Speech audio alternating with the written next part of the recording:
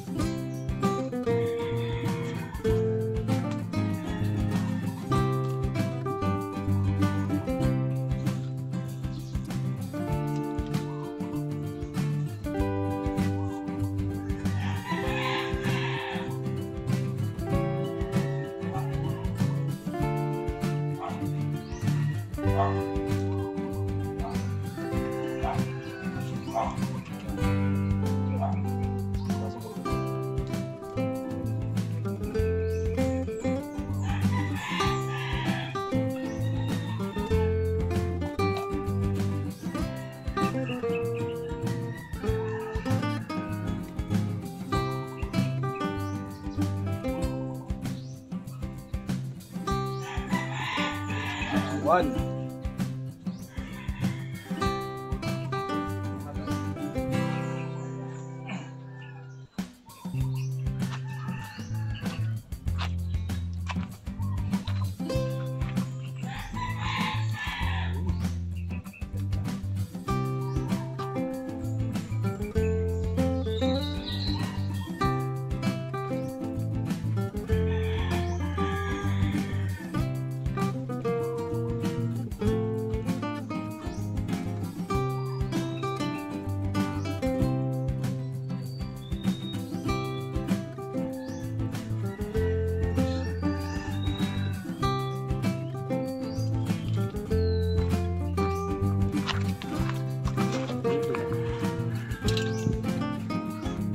So mga kabonsay, didiligan natin ng anaa o rooting hormone. So ito yung ginagamit ko dun sa mga ibang materialis ko din.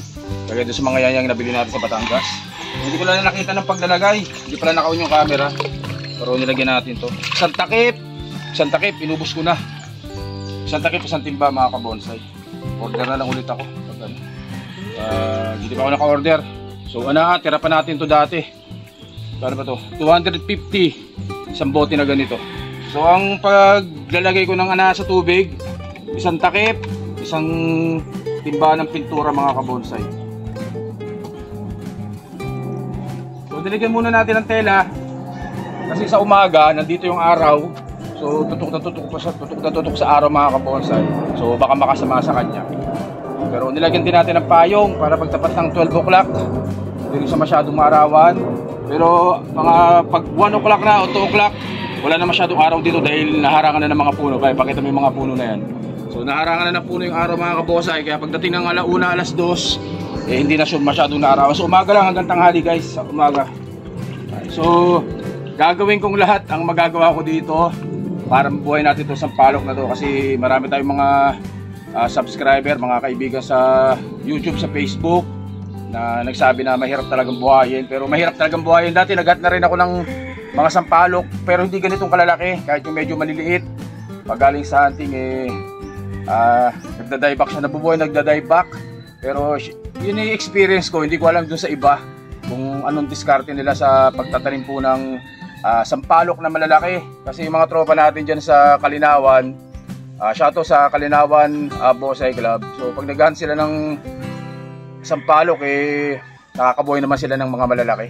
Yan, pasensya na kayo, nakaubad ako. Init! So diligan na natin guys. Anaa o rooting hormone. Diligan na natin. So yung tela nilagay ko talaga yan para sumipsip ng para hindi madaling matuyo. Kasi may ugat pa na nakalabas mga kabonsai. Yung malalaking ugat nakalabas yan.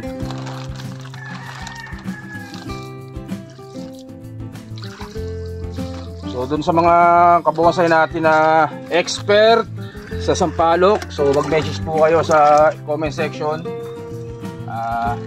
kung anong diskarte ninyo para makatulong din po tayo dun sa mga kabonsai natin na nahihirapang makabuhay ng ganitong kalalaki sampalok guys.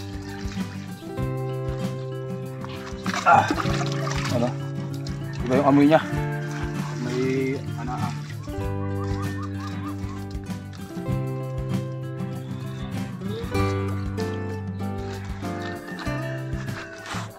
ayan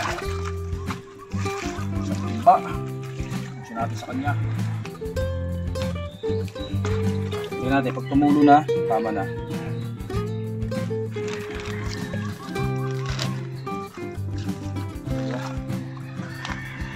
So guys, yan tumutulo na, ibig sabihin nasa ilalim na yung tubig. So yan yung drainage na ginawa natin, punong-puno ng butas yan mga kabonsai. Kasi nagiging problema din po yung drainage sa mga materyales. Kapag hindi masyado magandang drainage, talagang nabubulok yung mga ugat at namamatay. Kaya ito sinigurado natin. So doon naman sa nagsabi na sana sa bonsai pot ko na tinanim, wala po akong bonsai pot talaga na malaki. Meron sana sa UP kaso napakalayo magdala dito sa akin. Dito muna natin pansamantagal. So dito na natin siya ayusin kapag nabuhay. Pero sana mabuhay ang natin, target natin. Sana po mabuhay muna ito. Buhayin lang natin ito guys mga kabonsai. So update ko kayo ng i-update dito sa sampalok na to kasi maraming tayong mga kabonsai na nagko-comment dito sa sampalok natin na ito mga kabonsai. Sana mabuhay natin. Pero yung ginagawa ko doon sa mga Yang Batangas ko na malalaki na nabuhay naman natin, yun din ang gagawin din natin dito sa kanya.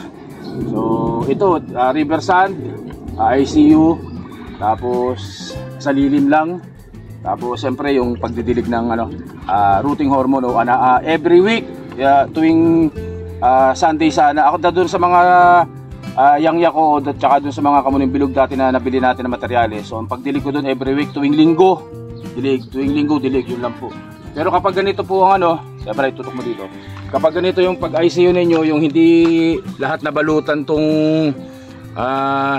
training pot, kagaya po nito yung puno lang ang nabalutan kasi wala tayong plastic na ganyang kalaki. So tingnan niyo kung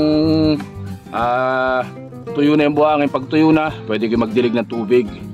Tapos yung every week lang ang dilig mga kabonsai. Yan. So sana mabuhay natin. Yun ang unang purpose natin mga kabonsai.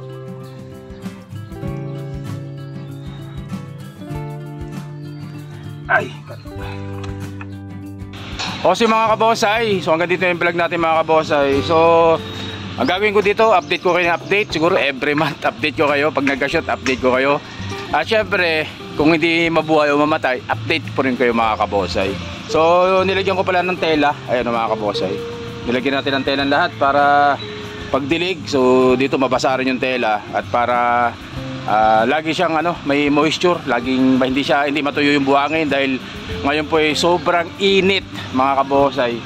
Kaya yung ganito mga materyales sa binubuhay, baka makasama sa kanila pag sobrang init. Kaya nilagyan din natin ng yung telang paikotin mga kabonsai. O so yun guys, hanggang dito lang po na yung vlog natin. Pasensya na, nakaubad ako, sobrang init, sobrang pawisin. Hanggang dito lang po yung vlog natin. Stay safe at syempre God bless all po mga kabonsai. Maraming salamat po, thank you.